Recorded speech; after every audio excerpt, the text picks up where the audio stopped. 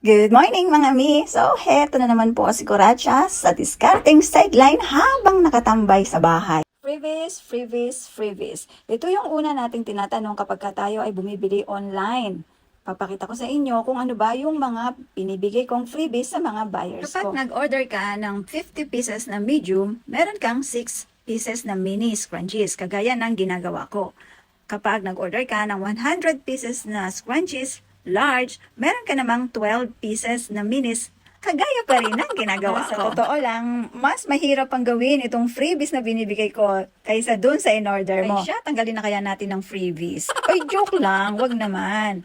Katulad ko, ako ay buyer din. Sabay ng pag-check ko doon sa in-order ko, syempre chinecheck ko din kung meron bang binigay sa akin si seller. At ganun rin nga ang itsura ng ating mga freebies.